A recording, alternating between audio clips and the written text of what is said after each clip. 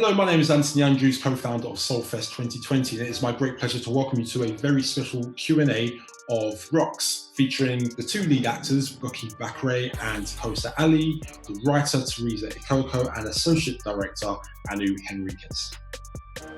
Thank you all so much for joining us here. And I feel doubly lucky because not only am I speaking to four incredibly creative and talented women, but I'm also very lucky to have seen the film before a lot of people. So I feel very fortunate. It's an incredible piece of work. And Teresa, if I can start with you as the co-writer on Rocks, I wanted to find out how you came up with the idea for the film and how the story came to be. Yeah, sure. I had been working on the idea for Rocks as a separate project. I had wanted to write something for my big sister, just like as a thank you and an acknowledgement of all the amazing things that she is. And when we were working on Rocks, before it was Rocks, we had been together for a year and we sort of knew we wanted to do something that honoured the process of being a girl, being a particularly black and brown girl in London. And what we had created was this sisterhood. And when I met Bucky, who reminded me so much of my sister, it just felt like this thing that I'd been working on fit well into what we had established. Everybody just poured so much love into it, and it just sort of grew into something a lot more meaningful and a lot more precious and a lot more reflective of, I think, of an experience that I didn't realize I shared with so many people. You definitely feel the hard work and dedication on the screen. It feels so energetic and so natural in its approach, and that's something I really appreciated watching it. So, Bucky and Kosa, I really wanted to talk a little bit about, I guess, how you guys were attached to the project. I mean, if we start with you, Bucky, playing Rocks, like, what was the process auditioning for the role? Sarah and Lucy Pardy, the casting director, they started going to schools across London. After 6 months observing the lack of our performing arts classes, we were invited to some auditions, and me and my friends were like, yeah, let's go to these auditions. It's going to be cool. So after, I would say, how long was the audition process for? So like about 4 months, 5, something like that, yeah. And like the audition process was done in a really unorthodox way. So we wasn't given a script to learn. We didn't have anything to recite. It was more so just us doing workshops with other young people and doing different activities with people like Dion Reed and just a range of like a lot of different Black creatives in London. And it didn't really feel like auditioning until the very end when I actually established a relationship with Teresa and Claire and Sarah and Kosa. And I felt like this is something that I could get. That's when it became more real. And was that a similar experience for you, Kosa, in terms of that process and how that was for you? Yeah, it was similar. It started off as workshops, kind of collaborating with other women, kind of having fun. I mean, we were like 13 in it, so I didn't know what audition was. Like, I was just playing around with other girls, and I met Bucky, and she became like my sister. So yeah, I was just kind of having fun. But then towards the end, it started to feel a bit more serious because at first it was kind of like a big group of girls, and it kind of started getting smaller and smaller. And then it was like, oh, okay, this is getting kind of, kind of real. Like, okay, we're doing a film. Really cool. That's really cool.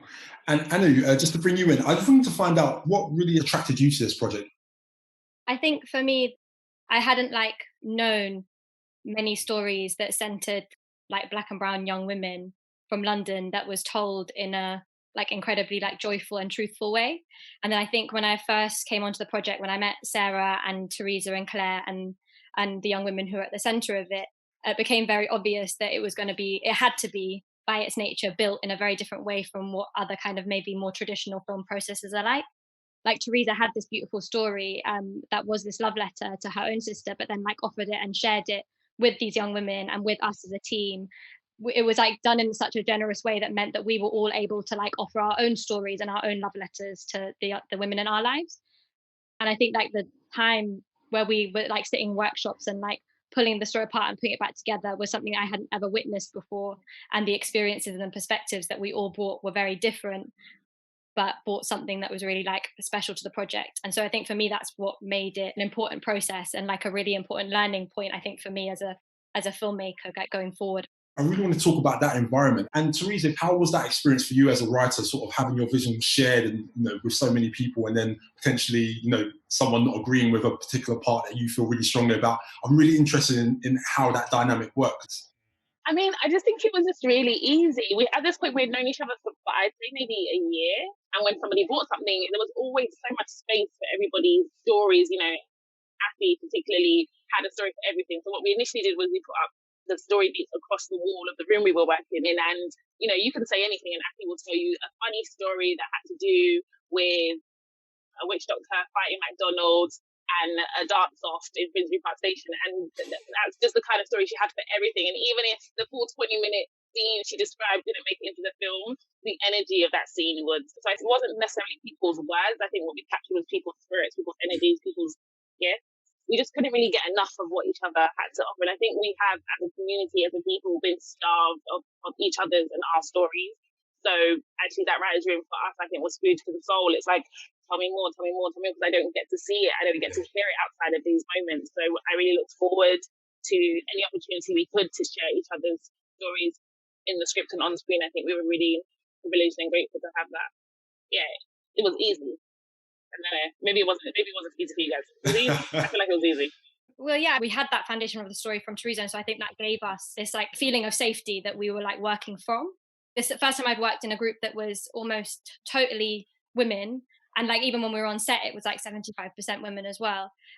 And so I think it created an environment where everyone was respected as a storyteller. And I think that's also different to other environments. There's usually quite a lot of hierarchies in writers' rooms, and in some projects that it serves the project well. But I think for us, it was important to make everyone feel like their voices were as important as everyone else's. And I don't think that we could have developed the relationships and the trust if we didn't have an extensive period of time just hanging out with each other before we started anything kind of practical. So that was also a blessing, I think. Most definitely. And Buki and Kosa, can you talk to us a little bit about, I guess, that collaborative process as well? Because one thing that I read, Kosa, you spoke to Sarah Gavron about a scene that wasn't working. And as a result, Sarah actually reshot the scene. Can you talk about that experience? Yeah, like Teresa said, it was such a safe space that if there was something we wasn't comfortable with or didn't agree with, I could have felt to say, yeah, that didn't feel right. Because from the get-go, from the beginning, anything that you said wouldn't be a silly idea, or any way that you felt wouldn't be dismissed. So yeah, when we were filming that scene, it just kind of didn't feel right to me. So I said to Sarah, sis, I feel like we could, do better. And she literally just said, oh, really? But she fixed it like that. So yeah, I feel like that's the sisterhood between us. It wasn't really a workspace. It was more like family. Yeah. I enjoyed that so much, the fact that everyone listened to each other, and to not just listen, but to actually hear what I'm saying, to take it in, to really palate it and just consider the idea. I'm used to being in spaces where stuff that I feed into the room is completely disregarded for many reasons. So to be in a space where people are taking in your ideas and they're excited by your ideas, it can really make you feel good about yourself. And I feel like the writer's room was so profound for me, because that's when I felt like the whole Rocks process it began to feel like it was close to me. My ideas were now a part of Rocks. So therefore Rocks was a part of me. And that's where I felt amazing. I really want to be a part of this now.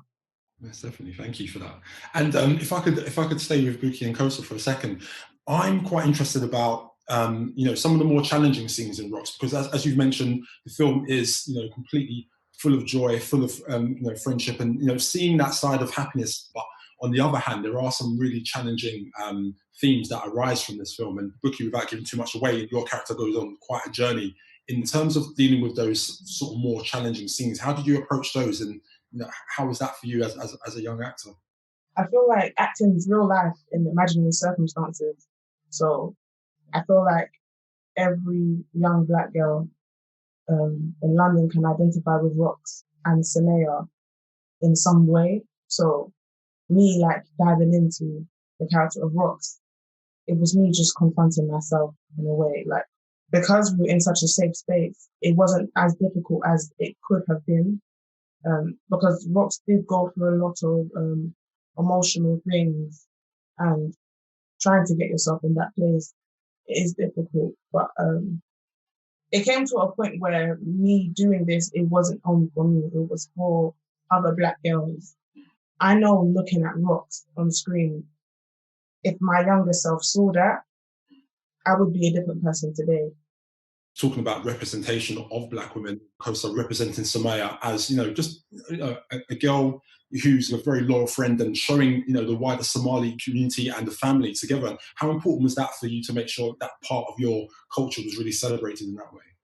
Growing up, I never really watched shows or films and saw myself on screen. I never really saw my culture or someone who kind of looked like me. So to do something where I could show my culture at its truest form and to the best that I could show it in its truest form, it was such an honor, because like other young Somali girls, other young Muslim girls are gonna watch that and realize, you know what, I could do this. I could go in this game and actually be myself. I don't have to conform to other people's ideas. I've had conversations with cousins and multiple family members, and there always comes up that question of, how did you do it while wearing your turban? How did you do it while wearing your abaya in the scene in Rocks? And it's I just did it because I was true to myself. Annie, I wanted to come to you next about the importance of not only representation and diversity on screen, but also behind the camera.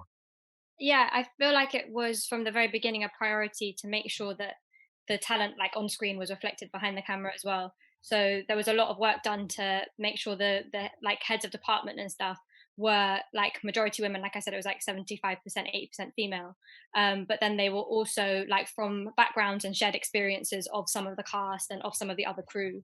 We wanted for when Bookie and Kosa were on set, for example, for it not to just be oh, I can be an actor, but also so you could be oh, I could be a DOP, or in Teresa's case, I could be a grip because she's obsessed with grips, or I could be a producer or a costume designer. It challenged what a normal kind of film crew would look like. And I think also for some of the HODs, it was their first time stepping up into that kind of role, crewing up their own teams as well. It's not the go-to setup. And I think there is always going to be more work that needs to be done to make sure that systems are in place that allow women like us or people like us to be able to step into leadership roles, because there's so much more possible than what we are told is possible in this industry. You can bring down hierarchies, you can really challenge who gets to be in spaces, whose voices are at the center. Trying to explain to festivals or to media or to whoever that, oh, this isn't a Sarah Gavron film. This is a film that is shared ownership, shared authorship.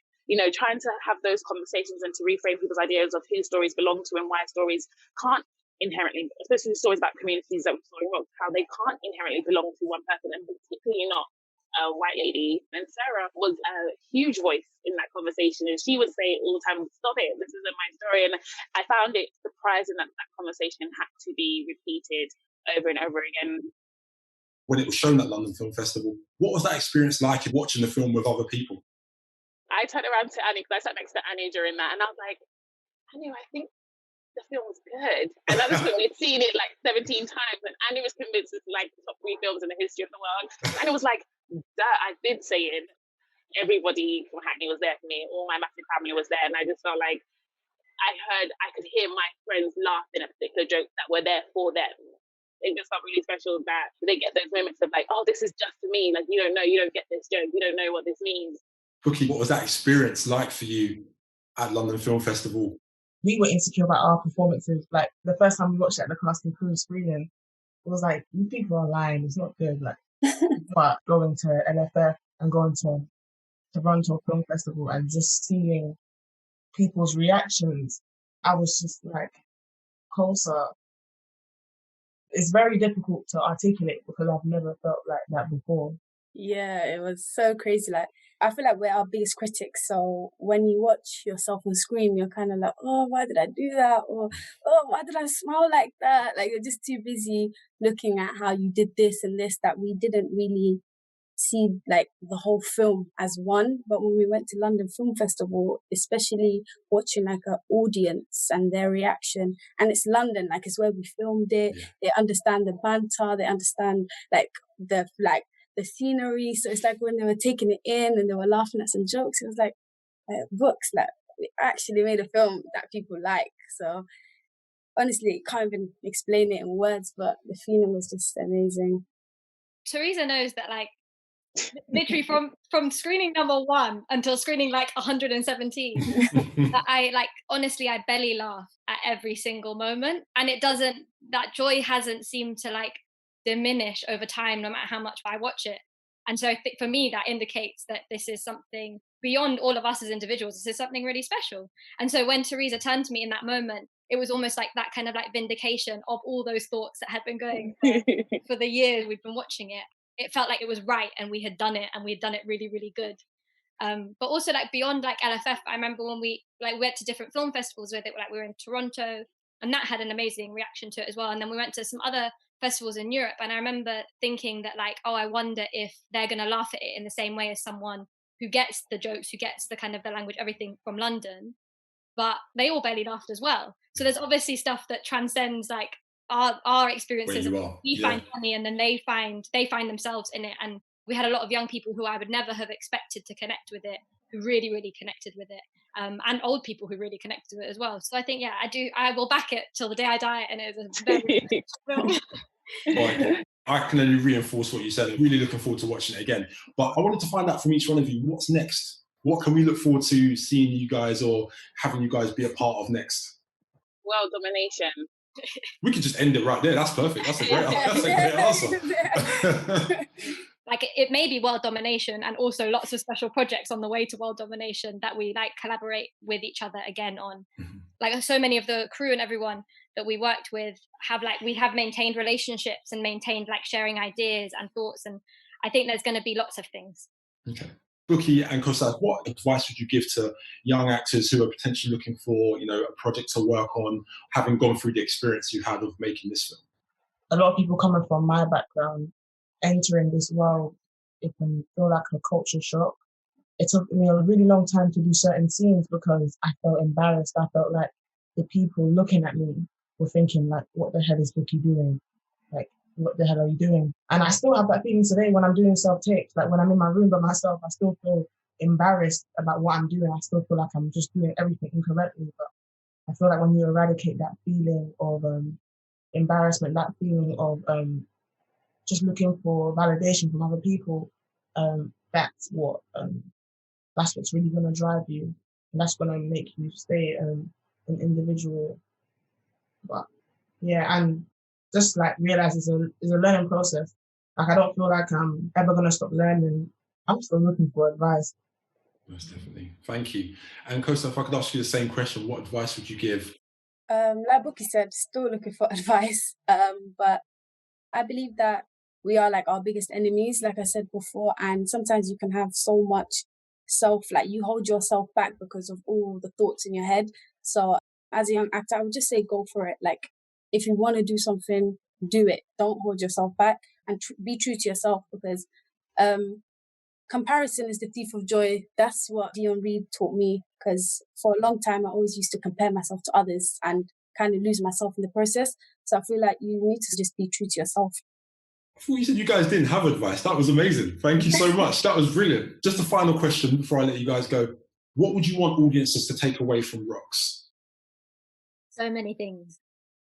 I think one of the main things, something like Teresa has taught me from the very beginning, is to center joy in all the stories that we tell. And there will be like darker elements and challenging moments, but to always like recenter yourself in joy and like revisit that every time you feel you're drifting away from it.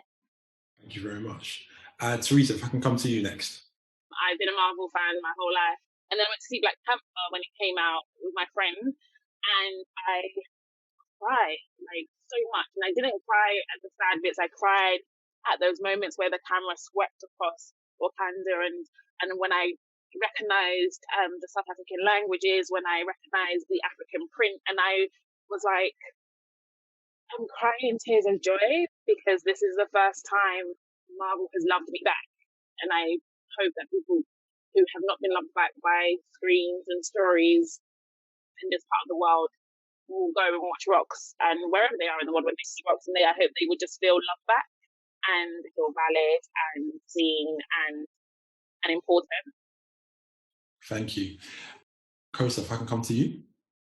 I don't know how I can beat that, because it's literally a summary of everything that I was going to say. So just enjoy the film, man.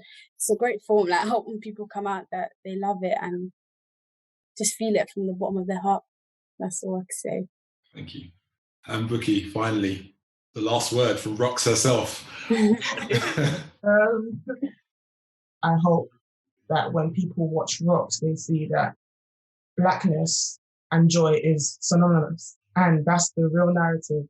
And I hope when people see this, they can identify and truly believe that stories like this can be on screen and they can do well.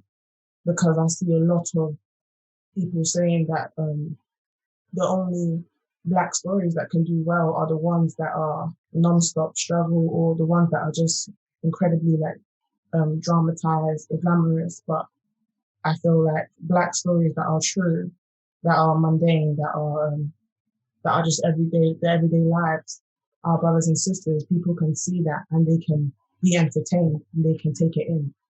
Anu, Kosa, Buki, Teresa, thank you so much for your time today. It's been a great conversation, and we hope to see you all taking over the world, doing great things on camera very soon. So thank you all. Thank you for having us. Thank you.